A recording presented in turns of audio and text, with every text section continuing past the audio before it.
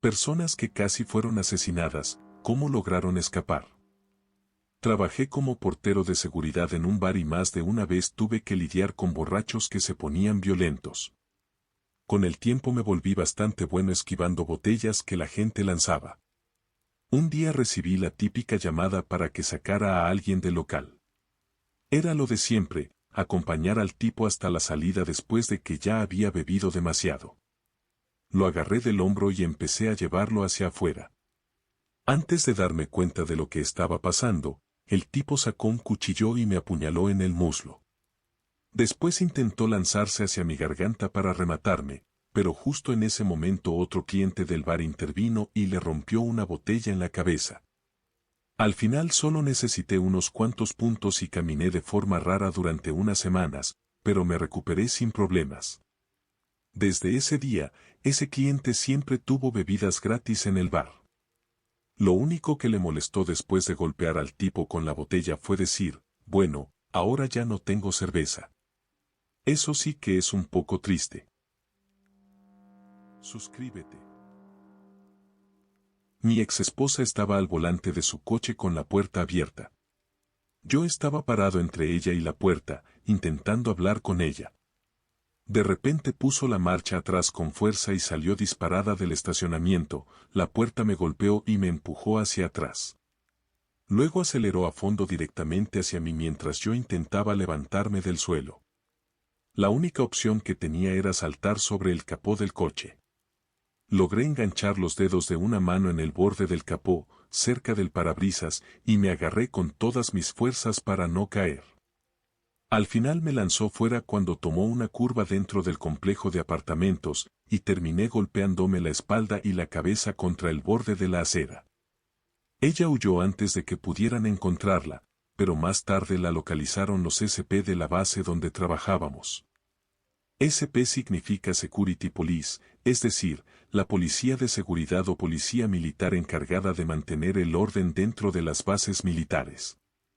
No sé exactamente a qué velocidad iba, probablemente no más de 15 a 25 millas por hora, aproximadamente entre 24 y 40 kilómetros por hora, pero no se dejen engañar por las películas de acción. Saltar sobre el capó de un coche no es ni fácil ni divertido. Es absolutamente aterrador.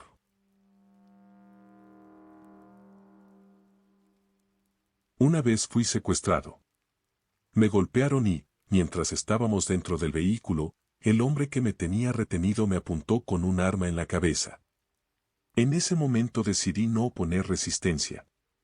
Simplemente asentía a todo lo que decía, me disculpaba por cosas que ni siquiera sabía cuáles eran y le prometía que haría todo lo que me pidiera y que no llamaría a la policía. Al final me dejó salir del coche justo frente a mi lugar de trabajo. En cuanto entré al edificio, lo primero que hice fue llamar a la policía. Durante años me sentí estúpido por haber reaccionado así, pero con el tiempo entendí algo importante, cualquier cosa que hice para salir con vida de esa situación fue exactamente lo correcto en ese momento. Volví a casa después de mi turno en un restaurante, alrededor de las 2 de la madrugada. Me detuve en una farmacia Walgreens bastante sospechosa para comprar algunos snacks. Estaba subiéndome al coche cuando un hombre corrió hacia mí por detrás gritando, amigo, por favor, tienes que ayudarme. Me asusté, me giré y vi a un hombre grande frente a mí, con un fuerte acento haitiano. Empezó a explicarme de forma muy agitada que acababa de llegar desde Haití y que necesitaba desesperadamente que lo llevara en coche hasta la casa de un amigo para poder reunirse con su familia. Para dar contexto, el gran terremoto en Haití había ocurrido hacía muy poco tiempo. Normalmente trato de ayudar a cualquiera que lo necesite, pero este tipo me daba una sensación muy extraña, como si estuviera bajo el efecto de muchas drogas. Le dije educadamente que no podía llevarlo. Entonces se puso agresivo, así que simplemente me subí al coche y me fui lo más rápido que pude. A la mañana siguiente vi en las noticias que había convencido a 2 chicas jóvenes para que le dieran un aventón. En algún momento sacó un cuchillo y las obligó a conducir cerca de 160 kilómetros. Después las hizo detenerse en un camino apartado y comenzó a apuñalarlas. Una de ellas murió y la otra logró escapar corriendo y pedir ayuda. La policía finalmente le disparó cuando intentaba huir. Básicamente era una adolescente funcional adicta a las sustancias mágicas cuando era joven. Una conocida y yo fuimos retenidas contra nuestra voluntad. Ella no sobrevivió, yo sí. Todo duró 3 días. Era un día normal. Salí con un amigo y 2 conocidos a una casa que parecía bastante normal, pero el agua que bebimos estaba adulterada con alguna sustancia. Después terminamos en la casa del otro amigo. Cuando entramos me di cuenta de algo extraño, no había perillas en las puertas, las ventanas estaban clavadas para que no se pudieran abrir, y cosas así. Nos quitaron los teléfonos y la ropa. La otra chica estaba mucho más afectada por las sustancias y ya estaba metida en la prostitución, yo nunca lo estuve, así que la sacaban de la casa y luego la volvían a traer. A mí me golpearon bastante fuerte, me mantenían bajo efectos de drogas casi todo el tiempo y al final dejé de resistirme. No me sacaban de la casa, excepto a veces para encerrarme en un cobertizo. Fingí estar más drogada de lo que realmente estaba y escuchaba de lo que hablaban los hombres. Estaban discutiendo dónde dejarían nuestros cuerpos. Un día ella y los otros 2 salieron a hacer lo que ella hacía, y el hombre que se quedó vigilando la casa, y a mí, se quedó dormido. Llevaba días completamente consumido por las drogas y además acababa de intentar suicidarse frente a mí, así que cayó en un sueño muy profundo. Ese día no me habían encerrado en el cobertizo, sino que me dejaron en la casa principal porque ya parecía obediente y había aprendido a actuar como si estuviera más drogada de lo que realmente estaba. Saqué mi teléfono de debajo del hombre. Ellos lo habían guardado allí porque querían hacer parecer que yo me había ido por mi propia voluntad, para despistar a mis amigos y a mi familia. Lo cargué durante unos 10 minutos mientras buscaba ropa y zapatos de otra persona. Arranqué casi todas mis uñas intentando abrir una ventana hasta lograrlo. Luego corrí hasta que ya no podía respirar y finalmente pedí ayuda. Y dejé las drogas. Hace más de una década. La otra chica nunca volvió a ser vista. Cuando era un adolescente joven, fui a la casa de una amiga cuya hermana mayor estaba haciendo una fiesta. Había algo de alcohol, pero muy poco. Sus padres estaban en casa y la mayor parte del tiempo estuvimos jugando videojuegos y cartas. Sin embargo, llegó más gente de la que esperaban, incluyendo algunas personas que ya se habían graduado de la escuela. Uno de esos tipos era un antiguo deportista de la secundaria que empezó a burlarse de mí y a molestarme de forma insistente. Los padres de mi amiga le pidieron que se fuera y finalmente lo hizo, aunque primero armó un pequeño escándalo antes de salir. Yo estaba muy alterado y llorando, y quería irme a casa. Pero mi casa quedaba aproximadamente a 1,5 kilómetros caminando, atravesando una zona con bosque y carreteras oscuras. Así que los padres de mi amiga me dijeron que me llevarían en coche cuando la fiesta terminara. Yo seguía muy molesto y fui bastante imprudente, así que después de un rato me escapé de la casa y decidí caminar solo hasta mi hogar. A unos pocos cientos de metros de mi casa, alguien me golpeó con algo, más tarde me dijeron que probablemente fue un bate de béisbol y después me apuñalaron varias veces en el estómago. No recuerdo nada de ese momento, ni tampoco recuerdo cuando alguien me encontró sangrando en una zanja y me llevó al hospital. Si hubiera permanecido allí un poco más de tiempo, probablemente me habría desangrado y muerto en esa zanja. Trabajé en protección infantil durante aproximadamente una década. En una ocasión estaba en una casa intentando localizar a una bebé que estaba siendo víctima de tráfico sexual. Al padre no le gustó lo mucho que yo estaba insistiendo en encontrarla, porque para él ella era básicamente su fuente de dinero. Sacó un arma y me apuntó. Le dije que, a menos que fuera a matarme, iba a entrar en la casa para encontrarla. Entonces me disparó. Pero, honestamente, la parte más aterradora de todo ese encuentro fue otra. algo dentro de mí sabe con absoluta certeza que esa niña estaba dentro de esa casa. Conduje yo mismo hasta la sala de emergencias, me atendieron y me curaron la herida. Después me despidieron por insubordinación, porque no esperé a que llegara el refuerzo policial, a pesar de que ya tenía autorización para entrar y una orden judicial. Y nunca la encontraron. Cielo, donde quiera que estés, eres amada. Yo lo intenté. Ojalá alguna parte de ti sepa que lo intenté. Cuando tenía 18 años, mi exnovio comenzó a acosarme y básicamente me tendió una emboscada en un estacionamiento municipal de mi pequeño pueblo, justo cuando estaba abriendo mi coche para entrar y volver a casa. Me golpeó 2 veces en la cara y decidí simplemente no resistirme y acompañarlo. Era pleno día y había otras personas en el estacionamiento, pero o no se dieron cuenta o no quisieron intervenir. No entraré en todos los detalles a menos que alguien realmente quiera entender por qué alguien que conoces puede hacer algo así, pero me llevó a la casa de sus padres. Allí abusó sexualmente de mí y me apuñaló 27 veces durante un periodo de aproximadamente 4 horas. Sobreviví porque no le dirigí ni una sola palabra durante todo ese tiempo y no reaccioné a nada de lo que me hacía. Instintivamente entendí que él quería provocarme dolor y obtener una reacción, así que me desconecté deliberadamente del dolor y de las emociones para no darle absolutamente nada. Finalmente se detuvo, huyó y me dejó allí. Cuando estuve segura de que se había ido, me vestí lo mejor que pude y empecé a caminar por la carretera. Un chico con el que había ido a la escuela secundaria, ya nos habíamos graduado ambos, me vio, me recogió y me llevó a la casa de una amiga en el pueblo. Yo vivía en una zona rural de Wisconsin. Me quedé en su casa más de un día hasta que ella me convenció de ir al hospital. Tenía miedo de que mis padres se enfadaran conmigo, por eso dudaba en hacerlo. En el hospital limpiaron y trataron mis heridas lo mejor que pudieron, pero como había pasado tanto tiempo caminando en ese estado, no pudieron hacer mucho más.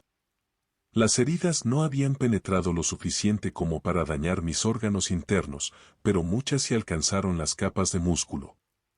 Durante gran parte de mi vida tuve cicatrices extensas en el torso, hasta que en mis 30 años pude someterme a cirugía estética para eliminar gran parte de la piel y el músculo dañados en el pecho y el abdomen.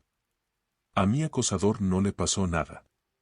Las leyes contra el acoso no eran algo común en 1990. No se presentaron cargos. Mi agresor se mantuvo alejado durante algunos años en Minneapolis y luego regresó a la zona de mi ciudad natal, donde se casó un par de veces y tuvo 5 hijas. Hace unos 15 años me contactó en Facebook queriendo ser amigos. Mi padre no quería que se presentaran cargos y pensaba que yo había recibido lo que merecía por haber salido con ese hombre en primer lugar. Mi madre siguió lo que él decía. Nunca volvimos a hablar de lo que me pasó. Tuve que enfrentar todo aquello por mi cuenta. Mi padre ya murió y mi madre se ha disculpado conmigo a su manera.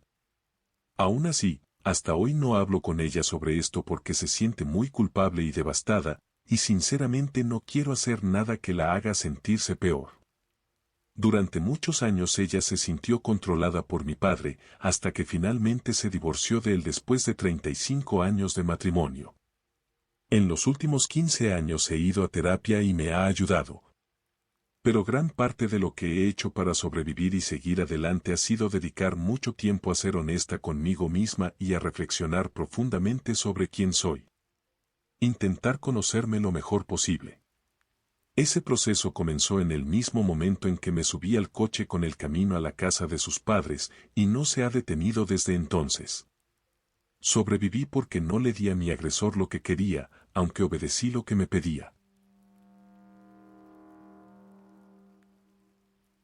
Estaba dejando que un hombre que había pasado por una mala racha se quedara conmigo por un tiempo. Era difícil convivir con él, pero trataba de ser comprensivo porque era autista y además tenía una lesión cerebral traumática. También ayudaba bastante en la casa, incluso hacía más tareas de las que le correspondían. Sin embargo, cruzó varias líneas. La mayoría de las veces parecía ser por distracción o por malentendidos, pero aún así era complicado. Finalmente cruzó una línea de forma consciente y deliberada, algo que realmente me enfureció.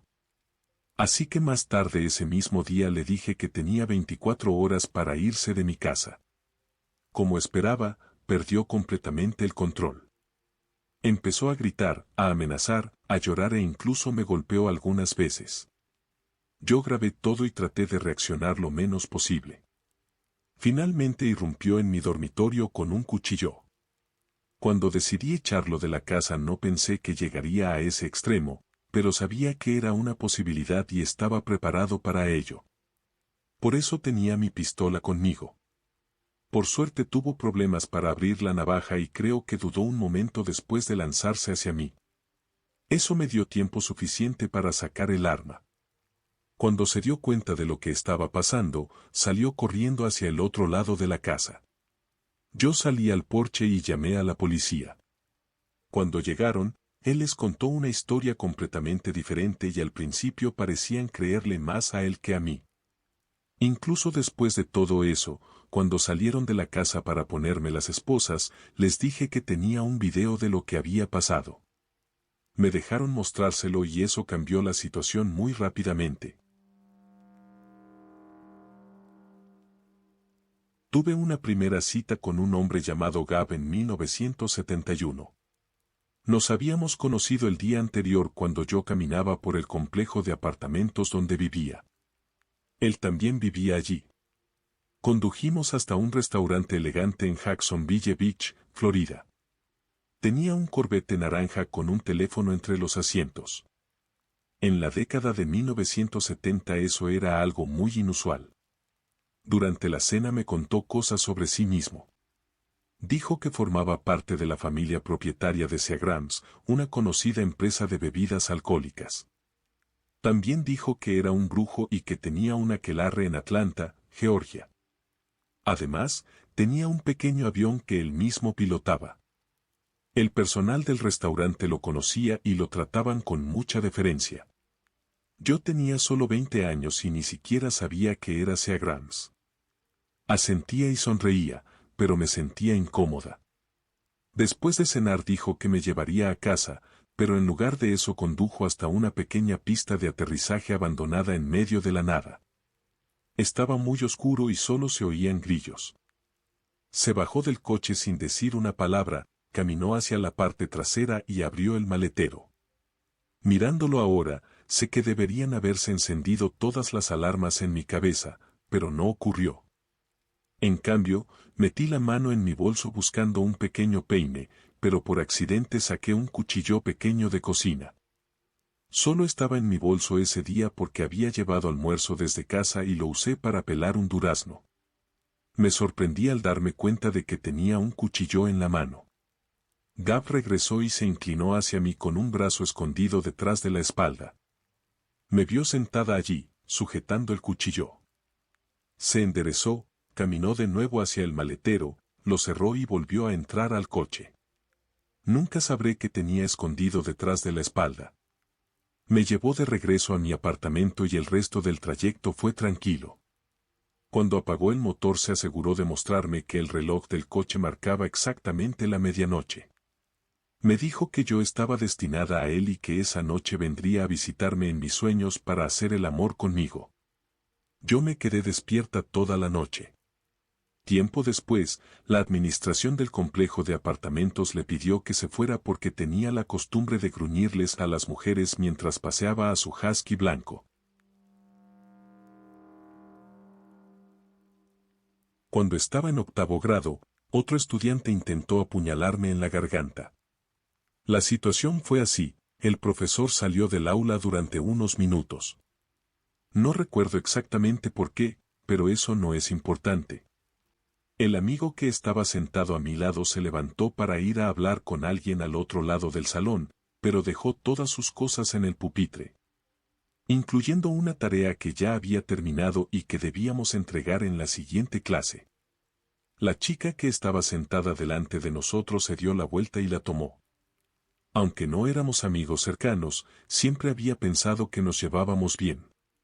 Le dije algo como, oye, no copies su tarea, hazla tú misma.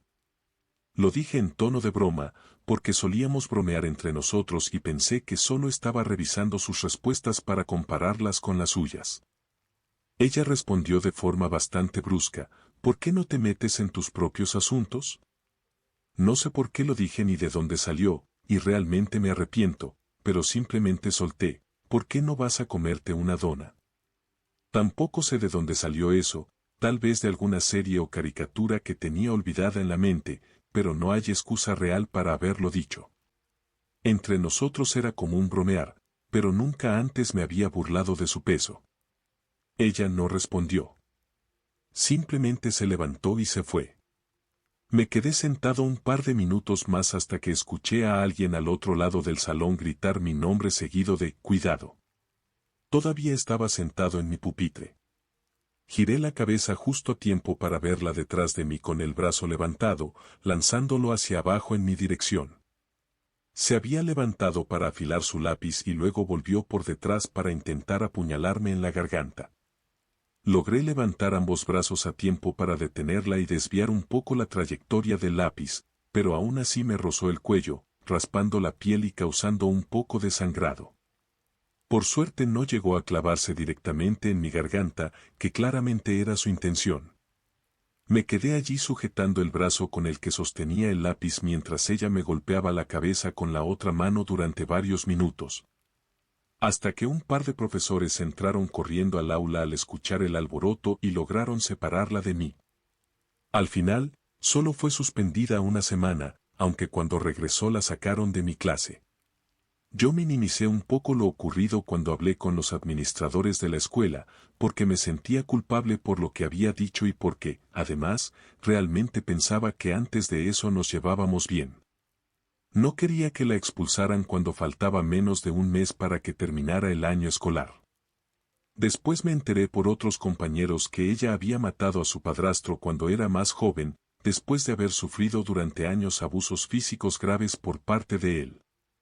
Al parecer, la mayoría de los estudiantes que habían crecido cerca de ella ya conocían esa historia, pero yo no tenía idea, porque solo me había transferido a esa escuela por ese año. Así que sí, aunque realmente intentó matarme, todavía siento lástima por ella. Era de noche. Salí de donde estaba y me incorporé a una carretera principal cuando tenía la luz verde. Me mantuve en mi carril durante un par de kilómetros cuando, de repente, alguien me adelantó y se metió delante de mí desde el otro carril. No le di importancia. En esa zona no me gusta ir rápido porque es conocida por tener muchos controles de velocidad. Como él iba acelerando, había bastante distancia entre nosotros. Poco después ambos nos acercamos a un semáforo en rojo. Aparentemente esa persona pensó que yo lo estaba siguiendo demasiado de cerca mientras nos aproximábamos a la intersección y de repente pisó el freno con fuerza. Debido a la distancia que había entre nosotros, no tuve que frenar bruscamente. Simplemente me detuve un poco más rápido, dejando todavía suficiente espacio entre su coche y el mío. Como él había frenado de golpe para intentar hacerme frenar también, todavía tenía bastante espacio antes de llegar a la línea del semáforo, así que avanzó lentamente hasta colocarse en la posición correcta. A mí ya me parecía extraño, así que mantuve mi distancia. Luego hicimos un giro a la izquierda. Él se cambió al carril más a la derecha y redujo la velocidad, como si pensara que yo lo iba a adelantar. Pero yo también tenía que girar a la derecha, así que igualmente me cambié al carril derecho. Después de hacer ese giro, él se detuvo a un lado de la carretera y me dejó pasar. En cuanto pasé, volvió a ponerse detrás de mí, pegado a mi coche, con las luces largas encendidas. Era evidente que iba a haber problemas, así que pasé la calle que lleva a mi casa y seguí conduciendo. Un minuto después se desvió por una calle lateral. Seguí subiendo una colina y pensé que ya me había dejado en paz. Así que en la parte alta de la colina di la vuelta para regresar, creyendo que todo estaba tranquilo. Pero aparentemente seguía allí, porque volvió a empezar a seguirme, esta vez de forma más agresiva. Pensé en dirigirme a un lugar bien iluminado, como una gasolinera, pero sentí que seguir conduciendo solo lo enfurecería más. Así que me detuve inmediatamente a un lado de la carretera. Él se detuvo a mi lado, salió de su coche y yo bajé la ventana y le pregunté con calma. Hola, ¿qué pasa? Caminó hacia mí, sacó una pistola de la cintura y me la puso directamente en la cara. Literalmente la punta del arma estaba presionada contra mi mejilla. Empezó a gritar e insultar, diciendo que yo lo estaba siguiendo demasiado de cerca, lo cual no era cierto, y que estaba poniendo en peligro a su familia. Mientras tanto, su novia le gritaba a mi exesposa por estar mirándolos mientras él me gritaba. En ese momento ya no importaba quién tenía razón o quién estaba equivocado. Lo único que quería era que mi esposa y yo saliéramos de allí a salvo. Así que me disculpé muchas veces, repitiendo. Mira, no recuerdo haber hecho eso, pero lo siento si pasó. Después de lo que se sintieron como 5 minutos, aunque probablemente fue menos, apartó el arma. Le di la mano y lo dejé marcharse en su coche. Antes de eso yo era bastante indiferente respecto a las armas y a la gente que las posee. Pero después de esa experiencia, me cuesta mucho verlas de manera positiva. Puedes hacer todo correctamente y aún así enfadar a alguien simplemente porque lo miraste mal o hiciste algo que no le gustó, y en un segundo pueden escalar la situación al máximo. Yo era soldado del ejército de los Estados Unidos en Irak. Una mañana tenía una reunión con un cierto ministro del gobierno provincial iraquí en su oficina. Un atacante suicida entró en su despacho exactamente a la hora en que estaba programada nuestra reunión y detonó una gran cantidad de explosivos. Resulta que el día anterior ese ministro había estado en nuestro cuartel general por otro asunto y se cruzó conmigo en el pasillo. Me dijo que tenía algo de tiempo libre y que, si quería, podíamos adelantar la reunión y así yo me ahorraba tener que ir hasta su oficina al día siguiente. También dijo que no tenía problema en mantener la reunión como estaba programada si yo lo prefería. Así que terminamos tratando todo lo que necesitábamos en ese momento y, al final, no tuve que conducir hasta su oficina esa mañana. No estuve allí. En términos generales, que funcionarios del gobierno iraquí trabajaran con oficiales del ejército estadounidense era algo bastante normal y, por sí solo, no significaba nada especial. Ni siquiera implicaba necesariamente que esa persona apoyara a Estados Unidos. Además, la razón exacta por la que nos íbamos a reunir y lo que yo estaba coordinando con esa persona estaba, digamos, bastante oculto y no era información pública. No creo que Al Qaeda en Irak supiera realmente por qué nos estábamos reuniendo cuando lo eligieron como objetivo. Ese ministro en particular creía firmemente en un Irak democrático y estaba haciendo mucho para reducir la corrupción dentro del gobierno. Creo que esa fue la principal razón por la que los insurgentes querían matarlo. Han pasado casi 20 años y todavía me pregunto, si yo hubiera estado allí, junto con más de una docena de soldados, ¿habríamos podido evitarlo? No lo creo. Yo no era alguien importante, así que no habría tenido un equipo de seguridad escoltándome por todos lados ni vigilando cada puerta del edificio. Lo más probable es que los soldados se hubieran quedado con los vehículos afuera y que dependiéramos de los iraquíes para la seguridad dentro del edificio. El trayecto en convoy entre los dos lugares era lo que más nos preocupaba. Así que probablemente solo habría estado yo en la habitación, con mi pistola en la funda. Tal vez la presencia de soldados estadounidenses afuera habría asustado al atacante y lo habría hecho desistir. Nunca lo sabré. Pero lo más probable es que yo también hubiera muerto. Mi exnovio fue abusivo durante toda nuestra relación, pero todo llegó a un punto extremo cuando intentó estrangularme con un cable eléctrico. En ese momento, nuestra vecina, una mujer mayor, tocó inesperadamente la puerta porque necesitaba ayuda para quitar la nieve de su entrada. Justo cuando yo estaba empezando a perder el conocimiento. Él era policía, así que tenía una imagen que mantener. En cuanto escuchó el golpe en la puerta, cambió inmediatamente su actitud y volvió a ponerse su máscara para abrir y salir a ayudarla. Más tarde supe que esa vecina llevaba tiempo sospechando que algo malo estaba pasando. A veces me veía con moretones y aquella noche, según dijo, tuvo de repente un presentimiento muy fuerte de que algo no estaba bien. Por eso fue a mi casa con la excusa de pedir ayuda. Cuando mi ex se fue a su turno nocturno, ella llamó a su hijo para que me llevara al hospital. Ese fue el momento en que finalmente pude dejarlo. Siempre voy a considerar a esa mujer como mi ángel guardián. Como nota para cualquiera que esté leyendo esto, si una pareja alguna vez te hace sentir inseguro o insegura, vete. Haz un plan para salir y aléjate lo antes posible. Ese comportamiento siempre vuelve a repetirse y siempre empeora. Edición, gracias por los premios y por todos los mensajes amables. Si alguien que lee esto ha vivido algo parecido, de verdad lo siento desde el fondo de mi corazón y espero que hoy estés a salvo. Para dar un poco más de contexto, yo tenía 16 años y él 26. Me habían echado de mi casa, esa es otra historia distinta, y él apareció como si fuera a rescatarme. Ingenuamente pensé que con un policía estaría a salvo de la situación abusiva que vivía en mi familia. Lo que pasó sí fue reportado por el personal del hospital, ya que yo era menor de edad, y finalmente di su nombre. Esto ocurrió en una localidad relativamente pequeña donde todo el departamento de policía estaba formado por sus propios compañeros de trabajo. Técnicamente se presentaron varios cargos, pero nunca llegó a ser arrestado. Todo se terminó desestimando después de que sus compañeros le proporcionaran coartadas y básicamente encubrieran lo ocurrido.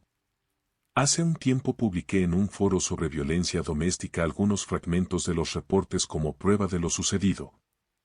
Pero la publicación se volvió muy viral y terminé borrándola por miedo a que el Somehow pudiera encontrarla. Me concedieron una orden de alejamiento corta, prácticamente como una medida simbólica para que dejara de molestar.